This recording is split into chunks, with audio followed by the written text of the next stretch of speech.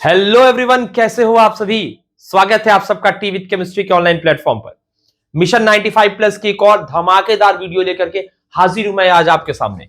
तो दोस्तों, mission 95 plus की जो वीडियो, जैसे मैंने कहा था कि सॉल्यूशंस का आपको वीडियो मिलने वाला है, तो ये रहा सॉल्यूशंस का वीडियो। और सॉल्यूशन का वीडियो एक बार आप जरा देखो, तो एक बार आप जरा स्लाइड की संख्या चेक करो, तो एक बार जरा आप स्लाइड की संख्या चेक करो, तो भर भर के स्लाइड्स लाया हूं मैं आपके लिए, भर भर के स्लाइड्स लाया हूं मैं आपके लिए कि जो कॉन्सेप्ट है आपका सॉल्यूशंस का, वो क्रिस्टल क्लियर हो जाए और आप इस बार बोर्ड के एग्जामिनेशन में 95 प्लस के हकदार हो जाओ। इसके साथ ही हम करने क्या वाले हैं, सॉल्यूशंस को पूरे स्लाइड से पढ़ेंगे, साथ में एनसीईआरटी भी खोल ली है मैंने और आपको हर एक इंपॉर्टेंट लाइन को मैं अंडरलाइन करवाता चलूंगा, ताकि जब आप एग्जाम में बैठे तो आपको बिल्कुल भी दिक्कत ना हो। सवाल चाहे यहां किसी लाइन से पूछे या सवाल यहां किसी लाइन से पूछे, आप सारे सवालों के अच्छे से जवाब दे पाओ, क्योंकि आप पढ़ रहे हो टी विद केमिस्ट्री के भरोसेमंद प्लेटफॉर्म से। ठीक है दोस्त, यहां पढ़ने के बाद एक चीज और मैं आपको याद दिला देना चाहता हूं कि जाकर के ऐप पर टेस्ट सीरीज जरूर से देना। मिशन 95 प्लस नाम से बाबू टेस्ट सीरीज है, मिशन 95 प्लस नाम से टेस्ट सीरीज है, जाकर के इसमें देना। इसमें तुम्हारे हर दिन एक नए टेस्ट अपलोड हो रहे हैं। ठीक है, इस समय तक, जब तक मैं वीडियो बना रहा हूं बच्चे, इस समय आपके 7 टेस्ट ऑलरेडी अपलोड हो चुके हैं, 60 टेस्ट आपके अपलोड हो चुके हैं। और इस 60 टेस्ट में बच्चे, इस 60 टेस्ट में आप जाओगे, कुल मिला के मुझे लगता है आपके 30 टेस्ट जो है वो मिशन 95 प्लस में आने वाले हैं, जिसमें से 7 अभी अपलोड हो चुके हैं और मुझे लगता है नवंबर एंड तक आपके बाकी जो बचे 23 टेस्ट है वो अपलोड हो जाएंगे। ठीक है, तो जाओ और जा करके उसको चेकआउट करो। आइए चलिए तो सॉल्यूशन की बात करते हैं। तो जब बच्चे सॉल्यूशन की बात आती है, जब मैं सॉल्यूशन चैप्टर पढ़ रहा था अपनी क्लास 11th में, तो मुझे मेरे बचपन की एक बात याद आ गई। Actually I was a very good cricket player as per my self. मेरे हिसाब से मैं बहुत अच्छा क्रिकेट खेलता था। अब मुझे नहीं पता मैं कैसा खेलता था, पर होता क्या था, जब मैं क्रिकेट खेलने जाता था, that time we do not have energy drinks. हमारे यहाँ एनर्जी ड्रिंक जैसा कोई प्रेशर नहीं होता था कि दुकान से जाऊंगा और मैं वो स्पॉन्सर नहीं कर सकता ना, मैं वो एनर्जी ड्रिंक की बॉटल लूंगा और जो उसको ड्यूरिंग द मैच या जब भी फील्डिंग कर रहा रहूंगा मैं उसको पी लूंगा। ऐसा हमारे यहाँ नहीं होता था। हमारे यहाँ क्या होता था, हमारे यहाँ होता था मम्मी के द्वारा दिया गया एनर्जी ड्रिंक। दैट वाज कि मम्मी करे मेरी कि शुगर ले, चीनी ले, उसको पानी में घोल दे और कहे बेटा ये लो आपका एनर्जी ड्रिंक तैयार है, ये लो आपका एनर्जी ड्रिंक तैयार है, जाओ इसे पियो। ठीक है, वो क्या था, वो था मेरा पहला इंटरेक्शन विद सॉल्यूशन। यानी मैं अपनी जिंदगी में पहली बार सॉल्यूशन से बचपन में ही मिल लिया था। हालांकि बात यह है कि जब मैं 11वीं में पहुंचा तब मुझे पता चला कि सॉल्यूशन से तो मेरी मुलाकात बचपन में ही हो गई थी। That means sugar plus water को एक बर्तन में, एक जग में आपने जब घोल लिया है, तो जो वो घोल बना है, that is the sugar solution, और वही होता है सॉल्यूशन। तो सॉल्यूशन में देखिए बच्चे, 2 चीजें यहां दिख रही होगी, शुगर एंड वाटर। यानी एक चीज दैट इज आपका सॉल्यूट, यानी सॉल्यूट, और दूसरा चीज आपका है सॉल्वेंट। सॉल्वेंट क्या बच्चा, सॉल्वेंट आपका ये पानी है। ठीक है, तो इससे मिलकर के सॉल्यूट और सॉल्वेंट मिलकर बना रहा है सॉल्यूशन। ठीक है, क्लियर हो गया। तो मुझे सब आप लोग को समझ में आ गया कि सॉल्यूट और सॉल्वेंट जब मिलते हैं तो सॉल्यूशन बनता है। ठीक है, यहाँ पे अगर आप कर सकते थे तो चलिए भी आप सॉल्ट ले लेते, सॉल्ट को पानी मिला देते, तो भी क्या मिलता आपको, सॉल्ट का सॉल्यूशन। ठीक है दोस्त, ठीक है, सॉल्यूशन वर्ड क्लियर हो गया। अब सॉल्यूशन वर्ड अगर आपको क्लियर हो गया तो इसकी डेफिनेशन पहले मैं बता देता हूं। डेफिनेशन ये है, solutions are homogeneous mixtures, they are homogeneous mixture. Homogeneous मतलब सेम फेज में होंगे, that means they are in the same phase. तो बेटा solutions are homogeneous mixture of 2 और मोर देन 2 कंपोनेंट। 2 कंपोनेंट हो या 2 से ज्यादा कंपोनेंट हो। कंपोनेंट्स का मतलब क्या बच्चा, देखो जैसे सॉल्यूट है तो मान लो आपका एक सॉल्यूट हो बच्चे, और एक आपका सॉल्वेंट हो। तो जब one solute one solvent system होगा, now this is known as binary solution. इसको क्या बोलेंगे बच्चा, इसको बोलेंगे बाइनरी सॉल्यूशन। क्लियर बात। दूसरी चीज देखो, ऐसा हो जाए कि कहीं 2 सॉल्यूट हो जाए और एक सॉल्वेंट हो जाए। जब 2 सॉल्यूट और एक सॉल्वेंट का सिस्टम होगा, नाउ दिस इज टर्नरी। ये क्या बच्चा, ये आपका टर्नरी सॉल्यूशन। ठीक है, इस तरीके से 3-1, 4-1, 5-1 एंड सो ऑन चलता रहेगा। ठीक, हमारा जो मेजर इसमें से हिस्सा जो हमें पढ़ना है, जो हमारे एग्जाम में आने वाला है, वो है हमारा 1 सॉल्यूट एंड 1 सॉल्वेंट सिस्टम, जिसको हम कहते हैं बाइनरी सॉल्यूशन फॉर्मेशन। ठीक है, हमारे एग्जाम में क्या आएगा बच्चे, हमारे एग्जाम में आएगा बाइनरी सॉल्यूशन। ठीक है, तो हम सिर्फ उसी पे फोकस करेंगे। बाकी सारी चीजें अगर आपको पढ़नी है तो आप मेरी IIT स्पेसिफिक वीडियोस देख सकते हो, वहां पे मैं ये सारे टॉपिक्स को डिटेल में पढ़ाया है। अभी करेंटली मेरा फोकस है बोर्ड्स के ऊपर। समझ गए बच्चा? चलो, तो अगर ये बातें आपको समझ में आ गई हैं तो मैं आपसे एक जनरल सा एक सिंपल सा सवाल पूछ रहा हूं कि चलिए H2 है और O2 है, H2 plus O2 gives out H2O। तो बच्चे अपनी बुद्धि का प्रयोग करके मुझे ये बताओ, क्या ये सॉल्यूशन है? क्या ये सॉल्यूशन बना है? जी नहीं, बिल्कुल नहीं। तो ये सॉल्यूशन नहीं बना हुआ है। अगर कोई इसको सॉल्यूशन सोच रहा है तो ये बिल्कुल गलत है। यहां पर बच्चे, यहां पर आपका केमिकल रिएक्शन हो रहा है, यहां पर आपका केमिकल रिएक्शन हो रहा है, यहां पर आपका कॉम्बिनेशन हो रहा है, यहां पे आपका क्या हो रहा है? कॉम्बिनेशन हो रहा है। यहां पर आपका सॉल्यूशन का फॉर्मेशन नहीं हो रहा है। सॉल्यूशन जब भी बनता है तो आपको इस बात का ध्यान देना है कि ये मिक्सचर है। क्या लिखा है? होमोजेनियस मिक्सचर है। It is mixture, not a compound. Clear हो गई बात? That means mixture is solution but compound is not solution. यहां पर जो वाटर बना हुआ है, दिस इज अनदर कंपाउंड। ठीक है, तो दो एलिमेंट्स, अभी कहे दो मॉलिक्यूल मिलके हमारे एक और मॉलिक्यूल बना रहे हैं, नया मॉलिक्यूल बना रहे हैं जिसकी आइडेंटिटी इन दोनों से भिन्न है। ये तो हमारा केमिकल रिएक्शन हो गया। तो अगर आपसे कोई ये पूछ लेगा कि सॉल्यूशन और केमिकल रिएक्शन क्या एक ही होते हैं, तो आपका जवाब क्या होगा? Hello no.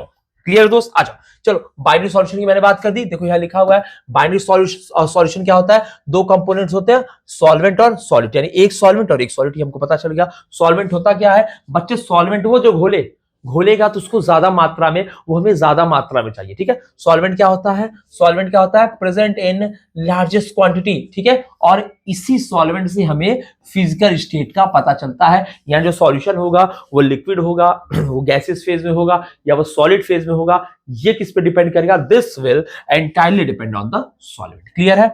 एंड सॉल्यूट की बात कर ले तो ये हमारा बच्चा कम में पाया जाता है, मतलब कम मात्रा में पाया जाता है, डिसॉल्व इन सॉल्वेंट। ठीक है, जैसे कहीं ऐसे लिखेगा, अगर मैं तुमको एक एग्जांपल बता रहा हूं, तुमको पहचानना कैसे है क्या सॉल्यूट है क्या सॉल्वेंट है। अगर तुमको ऐसे दिख जाए शुगर इन वाटर, तो जहां पर भी इन टर्म दिख जाएगा, इनसे पहले वाला हमारा होगा सॉल्यूट, इनसे पहले वाला होगा सॉल्यूट और इनके बाद वाला क्या होगा बच्चा?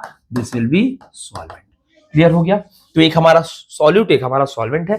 ये आपको अब समझने में कोई दिक्कत नहीं। क्लियर दोस्त? क्लियर है? आओ एनसीईआरटी को थोड़ा सा खंगालते हैं। एनसीईआरटी में चलो बच्चा, सॉल्यूशन के इसमें कुछ एग्जांपल दिए हुए हैं जो आप लोग को बिल्कुल याद होने चाहिए, बिल्कुल याद होने चाहिए। देखिए बच्चा, पहला क्या है? पहला है ब्रास। पहला ब्रास। ब्रास कैसे बना है? कॉपर और जिंक से। ठीक, समझ गए? दूसरा क्या है? जर्मन सिल्वर, किससे बना? कॉपर, जिंक और निकल से। एंड तीसरा आपका ब्रॉन्ज है जो बना है कॉपर और टिन से। तो ये जो तीन यहां पर आपको एलॉयज दिए हुए हैं, इनका कंपोजिशन क्या है ये आपको पता होना चाहिए। मे बी एमसीक्यूज में आपसे पूछ लेगा। समझ गया क्या क्या था बच्चा? देखो, ब्रास था कॉपर जिंक के साथ, जर्मन सिल्वर था कॉपर जिंक और निकल के साथ, ब्रॉन्ज था कॉपर और टिन के साथ। क्लियर हो गया? क्लियर हो गया? बहुत अच्छी बात है। अगर क्लियर हो गया बच्चों तो अब हम लोग आगे बढ़ सकते हैं। आगे बढ़ सकते हैं तो सॉल्यूशन का उसी के नीचे एक बहुत ही प्यारा एग्जांपल दिया था, वो आपको मैं दिखाना चाहता हूं। यहां पर एग्जांपल दिया हुआ बच्चा कि अगर 1 पार्ट पर मिलियन फ्लोराइड आयन पानी में प्रेजेंट है। ठीक है, अगर 1 पार्ट पर मिलियन मतलब समझिए कि 10⁶ ग्राम में 1 ग्राम कोई चीज प्रेजेंट हो, या फिर हम इसको ऐसा कहें कि 10⁶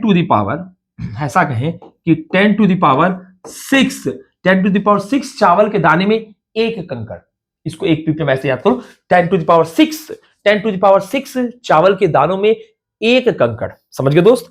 10⁶ चावल के दानों में अगर एक कंकड़ आपका प्रेजेंट है, यानी एक फ्लोराइड। यहां पर क्या दिया हुआ? सॉरी, यहां पर क्या दिया हुआ? यहां पर दिया हुआ है फ्लोराइड का। फ्लोराइड आयन अगर एक प्रेजेंट है 10⁶ में, तो वो आपको क्या करेगा? आपके दांत को सड़ने से, डीके होने से बचाएगा। क्लियर हो गया? देखो इंपॉर्टेंस, देखो खूबसूरती, देखो केमिस्ट्री की, यहां देखो खूबसूरती केमिस्ट्री की। लेकिन वही अगर उसका कंसंट्रेशन बेटे 1.5 ppm पहुंच जाता है, वही जो 10⁶ पार्ट में एक पाया जा रहा था। ठीक है, मेरा बेटा लाखों में एक है। दैट इज वाई यहां पर क्या बोला? 10⁶ में एक पाया जा रहा है। वहीं अगर 10⁶ में अगर वो 1.5 पहुंच गया, बच्चे, तो क्या होगा? ध्यान से देखो, while 1.5 ppm causes tooth to become mottled, tooth का कलर चेंज हो जाएगा, दांत का कलर बदलने लग जाएगा बच्चा। और वही बच्चा ध्यान से देखना, ध्यान से देखो, अगर कहीं इसका कंसंट्रेशन इससे हाई हो गया, मतलब 1.5 ppm से कहीं ज्यादा भागा, तो बच्चों देखो सोडियम फ्लोराइड तो आपका रेड पॉइजन की तरफ यूज हो रहा है। दैट मीन्स इससे ज्यादा कंसंट्रेशन भागते ही ये तो पॉइजनस हो जा रहा है। देख रहा है बच्चा, देख रहा है यहाँ क्या हो रहा है, यहाँ देख रहा है 10⁻6 में 1 था तो सब बढ़िया था, 1.5 हुआ तो दिक्कतें शुरू हुई, और कहीं अगर 1.5 से ज्यादा कहीं 2 को पार कर गया बच्चा, आए हाय दिक्कतों की सीमाएं पार हो जा रही हैं, वो पॉइजनस हो जा रहा है। क्या ये बात आपको समझ में आ रही है? क्या ये बात आपको समझ में आ रही है? क्लियर है बात? अब देखिए बच्चा, इसी के अगली लाइन में लिखा हुआ है intravenous injections are always dissolved in water containing salts at particular ionic concentration that match the blood plasma concentration. Sorry, जो हमारे ब्लड प्लाज्मा की जो कंसंट्रेशन होती है इंटरवेनस, यानी जो हमारी नसों में इंजेक्शन लगती है, उसके कंसंट्रेशन को मैच करा के ही जो है हम इंजेक्शन को क्या करते हैं, बॉडी में लगाते हैं। समझ गए? जो भी हमारी जो इंजेक्शन जो हमारी नसों में लगती है इंट्रावेनस, यानी कि नसों में जो हमारी इंजेक्शन लग रही होती है, उनके कंसंट्रेशन को मिलाना हमारा सबसे पहला काम होता है। समझ गया? तो अगर आप बायो से हो तो इसको मिलाना तो आपको सीखना पड़ेगा, ठीक है, नहीं तो गड़बड़ हो जाएगी मित्र। ठीक है, तो यहां तक मुझे लगता है आपको समझ में आ गई होंगी चीजों के बारे में, समझ में आ गया होगा चीजों के बारे में। ठीक है, आइए आइए यहां पे इस लाइन में देख लेते हैं भाई। होमोजीनियस मैंने आपको बता दिया, 2 या 2 से ज्यादा कंपोनेंट आपको बता दिया, कंपोजिशन प्रॉपर्टीज यूनिफॉर्मली, यानी जैसे मतलब ऐसा नहीं, जैसे हमने एक सॉल्यूशन बना दिया, जैसे मान लो मैंने बनाया बच्चा ये सॉल्यूशन बना दिया, उसको स्टिल छोड़ दिया। अब चाहे सॉल्यूशन यहां तक भरा, अब चाहे मैं यहां से जो है वो सॉल्यूशन निकालू, चाहे यहां से निकालू, चाहे यहां से, चाहे कहीं से निकालू, उसका जो कंसंट्रेशन है, उसका जो कंसंट्रेशन है, उसकी जो प्रॉपर्टी है वो यूनिफॉर्म रहता है थ्रू द मिक्सचर। यानी मिक्सचर में कहीं से भी हम सॉल्यूशन निकालेंगे तो बच्चा उसका कंपोजिशन, उसकी प्रॉपर्टी यूनिफॉर्म होती है। क्लियर है? लार्ज क्वांटिटी में वो होती है, उसको जो सॉल्यूशन सॉल्वेंट कहते हैं, और जो लेस क्वांटिटी में पाया जाता है उसको सॉल्यूट कहते हैं। ठीक है, हम बस बाइनरी सॉल्यूशन की बात करने वाले हैं जिसमें 2 कंपोनेंट हो। ठीक है, समझ गए आगे समझ गए? तो ये हिस्सा मुझे लगता है तुमको एकदम अच्छे से समझ में आ गया होगा। यहां पर देखो बच्चा, सॉल्यूशंस की बात कर रहा है, मैंने समझाया तुमको सॉल्यूशंस हम कैसे देखेंगे, मैंने क्या बताया है, मैंने सॉल्यूशंस बताया ना कैसे देखेंगे हम। अरे नीचे आ भाई, नीचे आ। सॉल्यूशंस हम कैसे देखेंगे, मैंने कहा है, मैंने बोला था शुगर इन वाटर था ना ऐसे। तो बच्चा इसका मतलब क्या है, सॉल्यूट इन सॉल्वेंट। देखो बच्चा, सॉल्वेंट क्या हो सकता है, कैसे याद करोगे? सॉल्वेंट लिखो, पहले हो जाएगा गैस, ठीक, लिक्विड, सॉलिड एंड सॉलिड, ये हमारे सारे सॉल्वेंट्स हो गए। अब देखो सॉलिड क्या क्या पढ़ सकता है, सॉलिड लिक्विड गैस,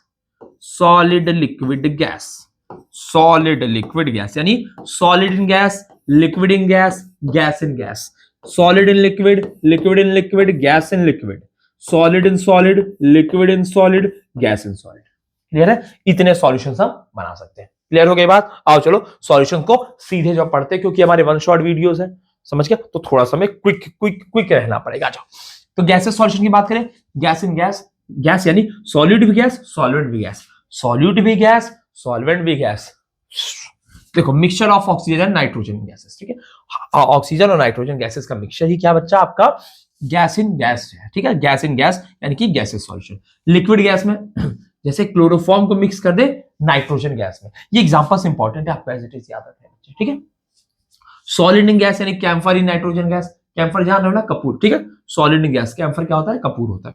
ठीक है, अगला देखो liquid solution, gas in liquid, जैसे बाबू पानी में डिसॉल्व ऑक्सीजन है जिससे मछलियां सांस ले रही हैं, वो आपका लिक्विड सॉल्यूशन है। दूसरा क्या है, लिक्विड इन लिक्विड, जैसे इथेनॉल को पानी में डिसॉल्व करा दो, क्यों डिसॉल्व हो रहा है, ड्यू टू एच बॉन्डिंग। ये पढ़ाऊंगा मैं आगे, नहीं ये बिल्कुल आपको पढ़ाया जाएगा, ये तो एच बॉन्डिंग आपको वैसे पता भी होगा, नहीं पता होगा तो आपको ऑर्गेनिक में पढ़ाया जाएगा। ठीक है, परेशान मत होइए। सॉलिड इन लिक्विड यानी ग्लूकोज डिसॉल्व इन वाटर, जिसकी मैं बात करता शुगर वगैरह की।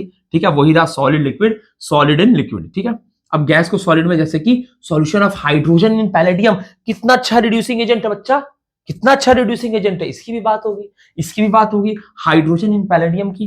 ठीक है, लिक्विड इन सॉलिड की है amalgam of mercury with sodium, sodium amalgam, इसका भी नाम सुना होगा ना। देखो देखो यहीं से आ रहा है, नाम सुना होगा, यहीं से आ रहा है, याद कर लेना, लिक्विड इन सॉलिड। देखो बच्चा, सॉल्यूट लिक्विड है और सॉल्वेंट हमारा सॉलिड है, तो फिजिकल स्टेट किसका होगा? सॉलिड होगा। फिजिकल स्टेट कैसा होगा इसका? सॉलिड होगा। समझ गया ना? समझ गया ना? चलो, सॉल्यूट क्या है? सॉलिड। और सॉलिड में क्या है? सॉलिड, यानी कॉपर डिसॉल्व इन गोल्ड। ठीक है, कॉपर डिसॉल्व इन गोल्ड। ठीक है, ये चीजें तो आप लोग पढ़ चुके होंगे। 22 carat gold, 18 carat gold, 24 carat gold, ये सारी बातें गोल्ड की हैं, ये बातें गोल्ड की हैं। और अभी हम सॉल्यूशन में हैं, तो इसको हम आगे चल के पढ़ेंगे। समझ गए? समझ गए बच्चा? ये बात आप समझ गए, ये चीज आप समझ गए, इतना हिस्सा आपको समझ में आ गया। ये टेबल एकदम याद होनी चाहिए। ठीक है, ये टेबल एकदम यहां से दोहराओ, बार बार, गले दर्द हो जाए, गला दर्द हो जाए, इतना दोहराओ, और यहां पर बैठा लो इसे। समझिए, यहां पर इसे बैठा लो। क्लियर है मित्र? क्लियर है मित्र? तो आ जाओ। क्लियर है मित्र? तो आ जाओ, आ जाओ, आ जाओ। ये सारी चीजें हो गई हैं, आ जाओ। ये सारी चीजें हमने खत्म कर ली हैं। ये सारी चीजें मैंने तुम्हें बता दिया है, ये सारी चीजें मैंने तुम्हें बता दिया है उस चार्ट के अंदर। अगर ये हो गया है तो अब चल उत्तर, अब चल भाई, अब क्या करते हैं? अब देखो, अब हम करते हैं कंसंट्रेशन ऑफ अ सॉल्यूशन, यानी हम सॉल्यूशन का कंसंट्रेशन निकालते हैं। ठीक है, कंसंट्रेशन ऑफ सॉल्यूशन को मैं आपको समझाना चाहता हूं। देखो, जब मैं ये चैप्टर पढ़ाया था उस समय था गर्मियों का मौसम, यानी मैंगो शेक का उस समय सीजन चल रहा था। बहुत ही बड़ा मैं मैंगो शेक का बहुत बड़ा दीवाना हूं। तो आइए मैंगो शेक से इसको समझते हैं। आओ, तो हुआ क्या बच्चा? हुआ क्या कि मैंने मार्केट से 2 किलो आम खरीदे। मैंने मार्केट से क्या किया? 2 किलो आम खरीदे, और मैं वहां से पहुंचा अपने घर। लेकिन जब मैं आम खरीद रहा था, मेरे 2 स्टूडेंट्स थे, इन्होंने मुझे देख लिया, और इन्होंने क्या किया? इन्होंने अपने फोन में टीवी केमिस्ट्री का एप्लीकेशन खोला और सारे दोस्तों को बता दिया कि सोहेल सर जो है वो आम खरीद के घर गए हैं, और चूंकि ये गर्मियों का सीजन है बच्चे, तो वो घर पे जाके जरूर से इसका मैंगो शेक बनाएंगे। क्या बनाएंगे बच्चा? मैंगो शेक बनाएंगे। क्लियर है? अब हुआ क्या? ये बात जो है बच्चों में फैल गई, ये बात फैल गई कि सर घर जा करके मैंगो शेक बना रहे हैं। अब ये बात बच्चों में फैल गई, ये बात बिल्कुल उसी तरह से फैली जैसे कि आप इस वीडियो को फैलाने वाले हैं अपने ग्रुप में। तो अब क्या हुआ? ये बात फैली, अब सारे बच्चों ने कर दिया सोहेल सर के घर पे रेड। सोहेल सर के घर पे क्या पड़ गया बच्चे? रेड पड़ गई। अब सोहेल सर ने सोचा था आज तो मैं 2 किलो आम का अकेले मैंगो शेक बना के पीने वाला हूं, भले चाहे कुछ भी हो कल, आज तो मैं पूरा पीने वाला हूं। तो अब बना क्या? अब सोहेल सर ने भैया 2 किलो का मैंगो शेक तैयार किया। जैसे ही ये मैंगो शेक तैयार होता है और उसकी स्मेल सोहेल सर लेते हैं, तब तो बाहर घंटी बजती है, टिंग टोंग। मैं परेशान, मेरे घर पे आया हुआ, जाके मैं देखता हूं टी विद केमिस्ट्री के सारे बच्चे बाहर खड़े हैं, और बस सब बच्चे कह रहे हैं सर अकेले नहीं पीने दूंगा। मैं कहा ठीक है बच्चों, आ जाओ घर में। आ गए सारे बच्चे घर में। अब क्या था? अब सोहेल सर के पास सिर्फ यही था, ये 2 किलो आम से बना हुआ ये शेक था। बच्चे तो खैर कई सारे हैं हमारे टीवी केमिस्ट्री के, अभी तक हो सकता है आगे और ज्यादा हो जाए। अब बच्चे खूब सारे बच्चे आ गए। अब क्या होगा? अब तो गड़बड़ हो गया। अब यहां पर सोहेल सर क्या करे? तो सोहेल सर ने कहा बच्चों देखो, क्योंकि आप लोग का सॉल्यूशन चैप्टर चल रहा है, तो आइए आज मैं आपको सॉल्यूशन के बारे में कुछ चीजें बताता हूं। मैं आपको सॉल्यूशन के बारे में क्वालिटेटिव डिस्क्रिप्शन देता हूं कि क्वालिटेटिवली सॉल्यूशन को आप कैसे समझोगे। तो मैंने क्या किया? मैंने ग्लासेस लिए, ऐसे मैंने ग्लासेस लिए, और सब में मैंने क्या किया? पानी डाला। ऐसे मैंने पानी डाल दिया सब में। मैंने बच्चों के साथ चीटिंग करना शुरू कर दिया, और उसके बाद मैंने सब में पोर किया। सब में क्या पोर किया? ये मैंगो का शेक। ठीक है, बच्चे बड़े चाव से आए थे, कहे थे सर मैं मैंगो शेक पीऊंगा। पर जब ये मैंगो शेक उनके पास पहुंचा, तो जो मैंगो शेक एकदम गाढ़ा सा होना चाहिए था, एकदम कंसंट्रेटेड सा होना चाहिए था, वो उन्हें पानी जैसा लगा। जब उन्होंने पिया तो कहे सर इसमें तो पानी ज्यादा है। मैं पूछा पानी ज्यादा है तो इसको क्या बोलेंगे? तो बच्चों ने कहा डाइल्यूट। मैंने कहा ये ले बात बेटे, डाइल्यूट क्या होता है आज तुझे समझ में आ गया है, अब शायद तुम डाइल्यूट कभी नहीं भूलोगे। समझ गया? तो एक चीज होती है क्वांटिटेटिव, एक होता है क्वालिटेटिव।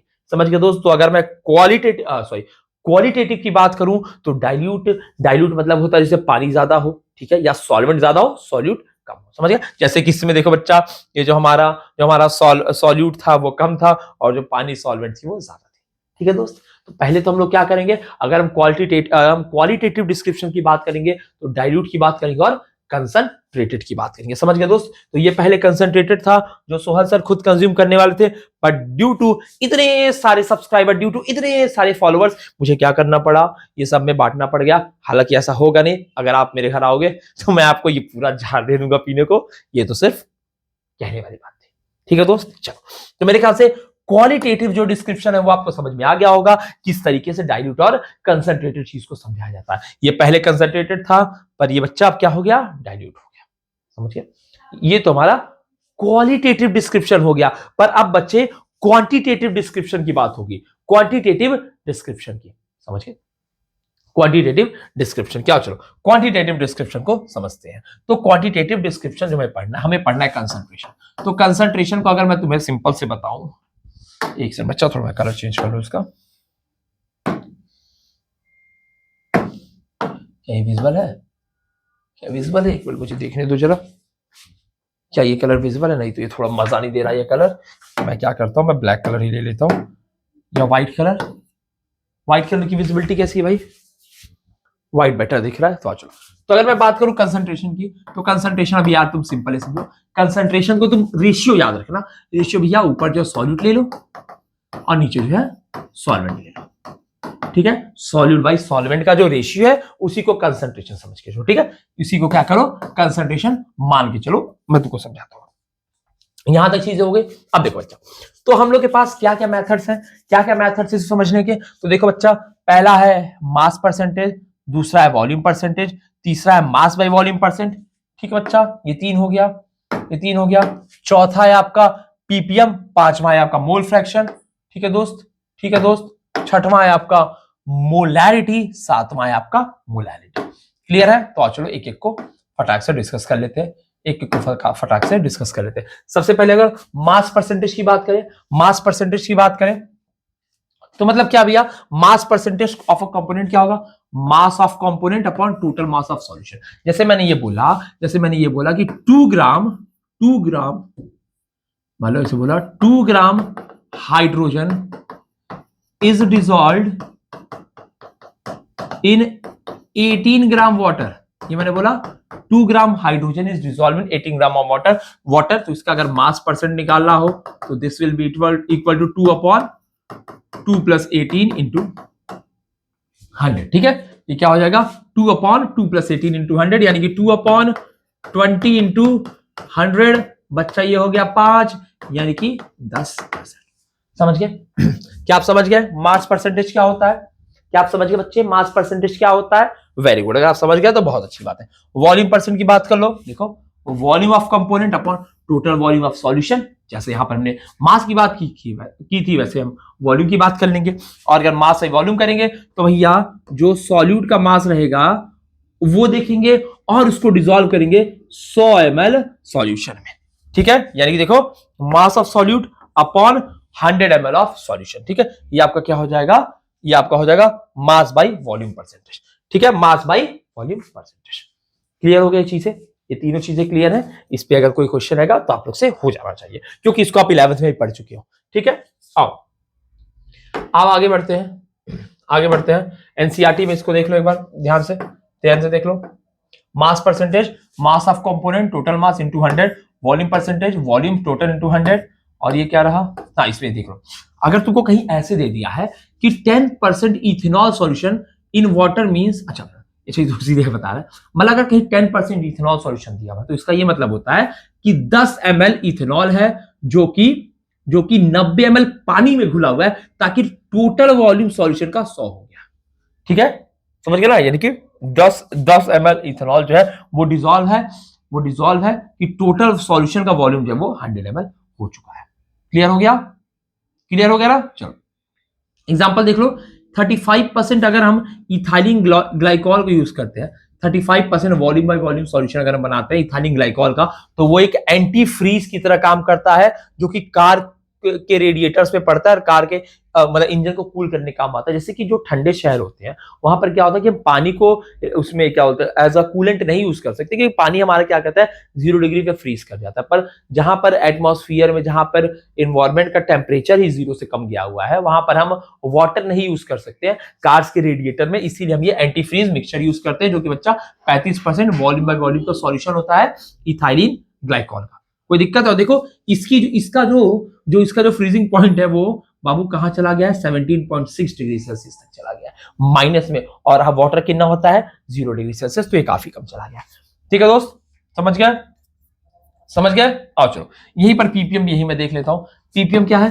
पीपीएम मतलब समझो बाबू बहुत ही कम, बहुत ही जो कम, 10⁶ में एक, मतलब 10⁶ चावल के दाने में एक कंकड़ इज 1 पीपीएम। तो इसीलिए बाबू ये ट्रेस क्वांटिटीज में प्रेजेंट होता है, जो बहुत ही कम मात्रा में पाए जाते हैं वैसी क्वांटिटीज में। पीपीएम कैसे निकालोगे? Number of parts of component upon total number of parts of all component, यानी जितने भी कंपोनेंट है उनका टोटल नंबर, और जिसका निकालना है उसका ऊपर इंटू 10⁶, क्योंकि पर मिलियन है मिलियन, यानी 10⁶ हो गया। क्लियर है? हो गया ना? देखो हो गया, चलो भाई आओ। हो ठीक है, चलो यहाँ पे एक चीज और देख लो। अगर पीपीएम का थोड़ा सा और चीज समझाया हुआ है वहां पर, वो भी आपको मैं समझा देता हूँ। पीपीएम में दिया हुआ ना, कहने का मतलब है, सुनना, 10⁶ कोई चीज है उसमें 1 हो, या फिर 10⁶ ग्राम कोई चीज है तो उसमें ये 1 ग्राम प्रेजेंट हो, या फिर 10⁶ ml कोई सबस्टेंस है, कोई चीज है तो उसमें ये 1 ml प्रेजेंट हो। समझ गए? इसी को महानुभाव, इसी को प्यारे बच्चों, इसी को दुलारे बच्चों कहते हैं, क्या कहते हैं? 1 पीपीएम। ये हो जाएगा 1 पीपीएम। ये सारे केस क्या होंगे? 1 पीपीएम के। अगर कहीं लिखा हुआ है 10 पीपीएम, तो 10 पीपीएम का मतलब क्या है? 10⁶ में 10। अगर कहीं 100 पीपीएम लिखा हुआ है तो क्या है? 10⁶ में इतना। क्लियर होगा? कहीं भी यदि आ रहेगा आराम से कर लोगे, आसान हो गया, कीजिए। चलो बहुत अच्छी बात है। क्लियर है ना बच्चा? क्लियर है ना बच्चा? आओ इसको छोड़ो, पीडीएफ में और कुछ देख लो। मोल फ्रैक्शन हो गया, ठीक है। आओ मोल फ्रैक्शन, सॉरी ये आपका पीपीएम हो गया। अब आते हैं मोल फ्रैक्शन की बात करते हैं। तो अगर मैं मोल फ्रैक्शन आपको समझाऊं तो मोल फ्रैक्शन बेसिकली है क्या? मोल फ्रैक्शन का मतलब क्या होता है? जैसे देखो, एक तुम ये सिस्टम ले लो, ये लो एक सिस्टम, और इसके अंदर सिर्फ ए प्रेजेंट है, इसके अंदर सिर्फ और सिर्फ ए प्रेजेंट है। तो ये जो पूरे स्पेस का यूज कर रहा है, पूरे एरिया का जो यूज कर रहा है, इस पूरे कंटेनर का जो यूज कर रहा है, दैट इज ओनली ए। यानी यहां पर अगर मोल्स ऑफ ए की बात करेंगे तो वही हमारे मतलब इस पूरे कंटेनर में जो हमारा सबस्टेंस, जो हमारी एंटिटी पाई जाएगी, दैट इज ओनली ए। यानी यहां पर सिर्फ ए पाया जाएगा। लेकिन वहीं अगर मैं बात करूं इस कंटेनर की, जहां पर ए भी पाया जा रहा है, बी भी पाया जा रहा है, ए भी पाया जा रहा है, बी भी पाया जा रहा है, ठीक है। ठीक, अब यहां पर अगर मैं बात करूं कि जो टोटल मोल्स की, कि यहां पर जो टोटल मोल प्रेजेंट है वो भैया मोल ऑफ ए के बराबर है। यहां पर जो टोटल मोल प्रेजेंट है वो mole of A plus mole of B के बराबर है, ठीक है। तो अगर देखा जाए कितना फ्रैक्शन ए ने ऑक्यूपाई किया है, या फिर इस पूरे कंटेनर में जो मोल्स है उसमें कितना फ्रैक्शन ए का है, अगर उसको आपको निकालना होगा तो आप कैसे निकालोगे? फ्रैक्शन आपने पढ़ा है, यहां पर फ्रैक्शन को हम एक्स से दिखा रहे हैं। अगर हम ए का फ्रैक्शन निकाले, ए के मोल्स का फ्रैक्शन निकालें, तो बच्चा हम लिखेंगे कि ए के कितने मोल्स हैं अपॉन टोटल मोल्स कितने हैं, अपॉन टोटल मोल्स कितने हैं। तो अगर जैसे ही हमने इसको किया, तुरंत हमें मोल फ्रैक्शन ऑफ ए मिल गया। तुरंत हमें क्या मिल गया? मोल फ्रैक्शन ऑफ ए। क्लियर हो गया? आइए, ऐसे ही अगर हम बी का मोल फ्रैक्शन निकालना चाहते थे तो ये क्या हो जाता? ये हो जाता moles of B upon total number of moles. Clear हो गया? क्लियर हो गया बच्चा लोग? क्लियर है ना? और एक बात यही से आप ध्यान रखेंगे कि जो बच्चा टोटल मोल्स है, जो हमारा टोटल मोल फ्रैक्शन है, एक्स बी प्लस एक्स या फिर एक्स ए प्लस एक्स बी कहे, ये आपका 1 के बराबर हो जाएगा। ये किसके बराबर हो जाएगा? 1 के बराबर हो जाएगा। और मैं आप लोग को एक चीज बता दे रहा हूं कि मैं सॉल्यूट को सबस्क्रिप्ट बी से लिखूंगा, ठीक है। सबस्क्रिप्ट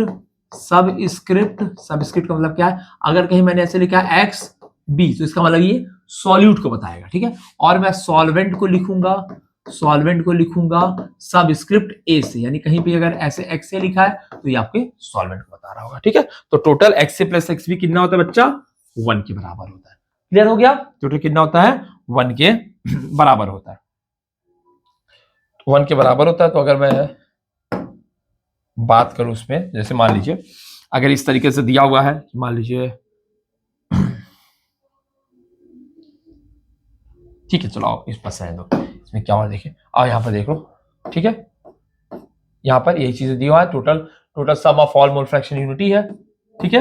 चलो आओ बाबू, ठीक है, आओ अब आते हैं यहाँ पर मोलैरिटी। बाकी देखो बाबू, जो एनसीईआरटी के इंडेक्स क्वेश्चन है वो आप लोग के पहले से सॉल्व होने चाहिए। अगर वो सॉल्व नहीं हुए रहेंगे तो मैं अलग से जो है क्वेश्चंस की वीडियो बना दूंगा। फिलहाल मैं आपको सिर्फ टॉपिक्स की वीडियो बना रहा हूँ, पीवाईक्यूज करा रहा हूँ, ताकि आप जल्दी से चीजों को समझ पाए, ठीक है दोस्त। ये हो गया। आओ अभी एक सवाल देखता हूं मैं, क्या सवाल आया हुआ है इसका, क्या सवाल है, क्या कोई सवाल आया हुआ है, सवाल ये पूछा हुआ है। जाओ चलो, पहला सवाल पूछा हुआ है, the vapour pressure of A and B are इतना एंड इतना respectively if A and B are mixed in such that mole fraction of A in the mixture is 0.4, then calculate the mole fraction of B in vapour phase. अच्छा भैया, vapour phase में निकालना है तो ये सवाल तो भी नहीं हो पाएगा। चलो इस सवाल को भी मत करो, हालांकि भैया अगर एक का मोल फ्रैक्शन 0.4 है और सिर्फ 2 ही चीजें प्रेजेंट है तो वैसे भी दूसरे का मोल फ्रैक्शन 0.6 हो जाएगा। पर इस सवाल को अभी मैं आप लोगों को करवाऊंगा, जब आपको वेपर प्रेशर पढ़ा दूंगा, ठीक है, तब आप जो है आसानी से इसको कर पाओगे। हालांकि मुझे पता है कि आप जानते हो, फिर भी जब मैं पढ़ाऊंगा उसके बाद ही मैं आपको सवाल कराऊंगा। ये तो इस सवाल को छोड़ देते हैं, मुझे और कोई सवाल यहाँ तो दिख नहीं रहा है, ठीक है। The concentration of solution will be solution glucose, चलो ठीक है, चलो नहीं दिख रहा तो कोई बात नहीं। आओ मैं खुद से ही सवाल एक बना दे रहा हूं आप लोग के लिए, ठीक है। मैं खुद से एक सवाल मोल फ्रैक्शन का आप लोग के लिए डिजाइन कर दे रहा हूं। तो कहने का क्या मतलब है, मैंने कहा कि भैया 2 ग्राम हाइड्रोजन है और बच्चा 18 ग्राम जो है पानी है, ठीक है। ये एक कंटेनर में पाया जा रहा है, तब आपको मोल फ्रैक्शन फाइंड करना है। लेट्स से मैं बात करूं मोल फ्रैक्शन ऑफ H2O आपको फाइंड करना है। H2O का मोल फ्रैक्शन कितना होगा, तो अगर मैं H2O का मोल फ्रैक्शन निकालूं तो 18 ग्राम पानी पाया जा रहा है, तो मोल्स क्या होता है, मोल होगा given weight upon molar mass. Now this is equal to 1, यानी इसका मोल कितना है, 1 मोल है।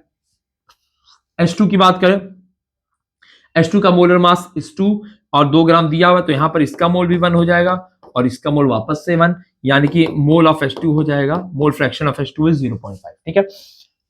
अगर हम मोल फ्रैक्शन ऑफ O2 निकाले, हमें नहीं पता है, सॉरी H2 निकाले, हमें नहीं पता कि दोनों का सम 1 होता है, तो यहां पर X जो हमारा H2 होगा, now this is equal to 1 upon 1 plus 1, ये भी हमारा क्या आएगा 0.5। तो यहां से हम ये कह सकते हैं कि बच्चे अगर हम दोनों कंपोनेंट से अगर हम मोल फ्रैक्शन को जोड़ दें, दैट इज इक्वल टू 1, ठीक है। वो किसके बराबर होगा, वो हमारे 1 के बराबर होगा।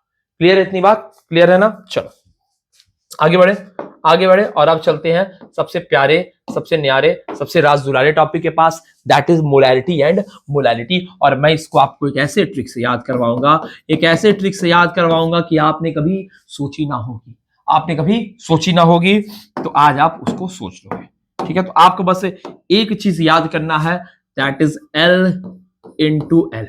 क्या याद करना बच्चा, L इंटू एल, या फिर कहो L स्क्वायर याद करना है। अब लिखो बच्चा, इधर लिखो मोलैरिटी और इधर लिखो मोलैलिटी। होता क्या बच्चा, अक्सर इंसान भूल जाता है कि मोलैरिटी में क्या करना है और मोलैलिटी में क्या करना है, और मोलैलिटी में क्या करना है। तो मैं आपके लिए ट्रिक लेके आऊं, that is L into L. तो अगर मैं मोलैरिटी की बात करूं तो पता है molarity is with capital M and molality chokha is with small m, ठीक है। आइए दोस्तों मोलैरिटी की बात कर ले। Now this is the moles of solute dissolve in पर लीटर ऑफ सॉल्यूशन। डेफिनेशन याद करना, ठीक है। इसको क्या बोलते हैं, इसको तो छोटे हम से लिखते हैं। Now this is moles of solute dissolve in पर केजी ऑफ सॉल्वेंट। इसमें है पर केजी ऑफ सॉल्वेंट में। तो एल स्क्वायर रूल से मैं इसको आपको समझाता हूं। एल स्क्वायर देखो बाबू, इसकी स्पेलिंग देखो MOL, यानी यहां सिर्फ एक एल है, ठीक है, इसमें देखो MOL और L, यानी यहाँ पे 2 आपको L दिख रहा है, तो ये 2 L को सेटिस्फाई कर रहा है। देखो ये पूरा ट्रिक जो सिर्फ याद करने के लिए, ताकि आप भूलो नहीं, ठीक है। यहाँ पे 2 L है, तो ये भी 2 L, यहाँ आपको इसकी स्पेलिंग में दिख रहा है, इसका मतलब ये इस ट्रिक को सेटिस्फाई कर रहा है। तो यहाँ पर नीचे आपका लीटर नहीं आएगा, आपका किलोग्राम आएगा, समझ गए। यहाँ पर क्योंकि दोनों L मिल चुका है और L से हम लीटर लिखते हैं, L से लीटर लिखते हैं, तो यहाँ पर तो दोनों L है, इसका मतलब नीचे हमारा लीटर नहीं आएगा बाबू, नीचे आएगा हमारा किलोग्राम, ठीक है, और नीचे आएगा हमारा सॉल्वेंट। वहीं पर अगर हम इसकी बात कर लें मोलैरिटी, तो यहाँ पर सिंगल L है, तो दूसरा L कहां मिलेगा, इसके फॉर्मूला में, दैट इज मोलैरिटी बराबर mole upon volume in litre. कोई दिक्कत बच्चा? इसकी यूनिट की अगर बात कर ले तो आएगा मोल पर लीटर, या फिर इसी को बच्चा हम लोग लिखते हैं कैपिटल M, या फिर इसी को हम लिखते हैं मोलर। वहीं इसकी यूनिट की बात कर ले, दिस इज मोल पर केजी, या फिर इसी को लिखते हैं मोलल, या फिर ऐसे लिखेंगे मोल। क्लियर हो गया बाबू? देख लो, जो मोलैरिटी होती है, सिंस इसमें वॉल्यूम आ रहा है, तो ये आपका होता है तापमान पे डिपेंडेंट, यानी ये होता है टेम्परेचर डिपेंडेंट। वहीं अगर मैं इसकी बात कर लूं, तो now this is temperature independent. कैसा होता है? टेम्परेचर इंडिपेंडेंट, क्योंकि यहाँ कहीं पर भी तापमान नहीं आ रहा है, तो ना मोल बदलेगा, ना वेट बदलेगा, ना मोलैरिटी बदलेगी। पर यहाँ पर तो ये बदलेगा तो ये बदल जाएगा, ये बदलेगा तो ये बदल जाएगा। समझ गए? ये बदलेगा तो ये बदल जाएगा। क्लियर हो गया? सब कुछ समझ में आ गया? अगर सब कुछ ये समझ में आ गया बच्चा लाल मेरे, तो इसको छाप लो। ठीक है? क्लियर है बाबू? क्लियर है? चलो एक और मैं आप लोग को छोटा सा ट्रिक बता देता हूं। देखो बच्चा, कहीं पर भी अगर आपको, देखो इस लेवल बता रहा हूं, बाकी इसका डिटेल में आप लोग को मैं एक्सप्लेनेशन नहीं कराऊंगा, वो आप लोग को मैं जो हूँ IIT वाले जो लेक्चर्स होती है हमारी, बैचलर्स वाले लेक्चर होते हैं, उसमें रहता है। तुमको कहीं पर भी बच्चे, अगर तुमको कहीं वो कंसंट्रेशन दिया हो और तुमको अगर वॉल्यूम निकालना हो, तो तुम इस रिलेशन को यूज कर सकते हो, कंसंट्रेशन इनवर्सली प्रोपोर्शनल वॉल्यूम के। मतलब अगर कहीं तुमने कंसंट्रेशन निकाल दिया और तुमको वॉल्यूम निकालना है, से मतलब मोल्स ना चेंज हो रहे हो, याद करना मोल्स ना चेंज हो रहे हो, तो उस समय तुम इस रिलेशन को निकाल के काम कर सकते हो। ठीक है? कैसे यूज करना ये मैं आप लोग को बता दूंगा, बाकी आपके लेवल पे इस पे काम हो जाएगा। इसका और फॉर्मूला देख लो, मान लो तुम इस पे काम ना कर पाओ, तो इसका एक और फॉर्मूला होता है मोलैरिटी। बाबू क्या होता है? मोल यानी वेट होगा, गिवन वेट अपॉन होता है मोलर मास। ठीक है? तो मोलर मास को मैं डबल M से लिख रहा हूं। अपॉन वॉल्यूम क्या है? वॉल्यूम इन ml। अगर ml में दिया हो तो उसको 1000 से डिवाइड कर दोगे तो किस में चेंज होगा? लीटर में। इसको रीअरेंज करोगे तो W इंटू 1000 अपॉन V इन ml इंटू मॉलिक्यूलर मास। ठीक है? एक फॉर्मूला ये बनता है। ठीक है? एक फॉर्मूला ये बनता है, यानी एक फॉर्मूला ये बनता है, एक फॉर्मूला ये बना था, एक फॉर्मूला ये बना, और एक और फॉर्मूला याद कर लेना, मोलैरिटी बराबर X into D into 10 upon gram molecular mass. X क्या है? X बराबर है परसेंटेज। ठीक है? कितना परसेंट दिया है? D क्या है? D बराबर है आपकी डेंसिटी। D क्या आपकी डेंसिटी, और ग्राम मॉलिक्यूलर मास है, मतलब मॉलिक्यूलर मास इन ग्राम, और 10 हमारे क्या है? कांस्टेंट। ठीक है? ये सब फॉर्मूला याद रखना, सीधे सवाल हो जाएंगे, सीधे सवाल हो जाएंगे। ठीक है? मान लो आपको दे दे find the molarity of H2SO4 whose density is 69% and whose percentage is 69%, और भैया उसकी जो डेंसिटी है वो 1.3 1.4 कुछ भी है, तो यहाँ पर आप परसेंट पुट करोगे, डेंसिटी पुट करोगे और मोलैरिटी फाइंड आउट कर लोगे। यहाँ पर भी आप फॉर्मूला देख लो, वापस से सेम चीज है, यहाँ पर मोल है, बस यहाँ पर सॉल्वेंट हो गया है, तो ध्यान रखना weight of solute into 1000 upon यहाँ वेट ऑफ ये सॉल्वेंट इन ग्राम हो जाएगा, और इनटू आपको हो जाएगा मोलर मास। ठीक है? एक फॉर्मूला इसका हो गया। क्लियर है बच्चा? क्लियर है ना? क्लियर है? ये सारी चीज आपको समझ में आ गई ना? चलिए आइए, बहुत अच्छी बात है अगर सब चीज आपको समझ में आ गई है तो आइए। ठीक है? मोलैरिटी हो गया, मोलैलिटी हो गया। ठीक है? आओ एक चीज और समझ लेना, अगर तुमको कहीं पर भी ऐसे दे दे 1 लीटर ऑफ 1 मोलर। ठीक है? 1 लीटर 1 मोलर का मतलब होगा सॉल्यूशन में जो सॉल्यूट है वो 1 मोल है। अगर कहीं लिखा हो 1 लीटर ऑफ 10 मोलर, इसका मतलब होगा सॉल्यूट कितना है 10 मोल है। ठीक है, 1 लीटर में जितना मोलैरिटी उतने ही जो है 1 लीटर में जितनी मोलैरिटी उतने मोल्स। ठीक है, 1 किलो में जितनी मोलैलिटी उतने मोल्स। ठीक है समझ गए? ठीक, क्लियर हो गया? तो मेरे ख्याल से कंसंट्रेशन टर्म्स तक आप लोग को कोई दिक्कत नहीं होगी। कंसंट्रेशन टर्म्स तक आपको कोई दिक्कत नहीं होगी, कोई दिक्कत आपको कंसंट्रेशन टर्म्स तक नहीं होगी। आइए आइए क्वेश्चन देखते हैं। क्वेश्चन क्या पूछ रहा है बच्चा? असर्शन पूछ रहा है molality of a solution liquid state changes with temperature. अरे यार अभी तो पढ़ाया गया है, क्या मोलैलिटी चेंज होती है टेम्परेचर के साथ? तो हेल नो, नहीं होती है बच्चा। The volume of solution changes with the change in temperature. तो रीजन तो ये इसका है ही नहीं, दैट मींस ये तो इसका रीजन है नहीं। लेकिन हाँ, वॉल्यूम जो सॉल्यूशन का चेंज होता है, सॉल्यूशन का वॉल्यूम चेंज होता है विद टेम्परेचर, यानी ये स्टेटमेंट सही है पर इसका रीजन नहीं है। तो आंसर क्या होगा? A is correct but reason is sorry, A is incorrect but reason is correct, यानी डी हो जाएगा उसका ऑप्शन। ठीक है, और कोई नहीं है? Both assertion reason, both correct are correct but reason नहीं, तो ठीक है यही ऑप्शन होगा इसका। ठीक है बच्चा, ठीक है, कोई दिक्कत नहीं रहा है। चलो चले, चलो ये हो गया। चलिए दोस्तों, ठीक है ठीक है। अभी नीचे आपको एक सवाल दिख रहा होगा, इस सवाल को जो है आप लोग जो है क्या करें, स्क्रीन पॉज करके सॉल्व करें, क्योंकि बाहर बहुत ज्यादा शोर हो रहा है तो मुझे नहीं लग रहा मैं इस वीडियो को आगे कंटिन्यू कर पाऊंगा। मैं इस वीडियो को यहीं तक अपलोड कर रहा हूं, अगले वीडियो में मैं इसके आगे की चीजों को लेके आने वाला हूं। ठीक है दोस्तों, बने रहो और इस वीडियो को दोस्तों के साथ शेयर कर दो। ठीक है, और ऐप पे जाकर के बच्चों टेस्ट सीरीज जरूर से देना। ठीक है दोस्त, थैंक यू।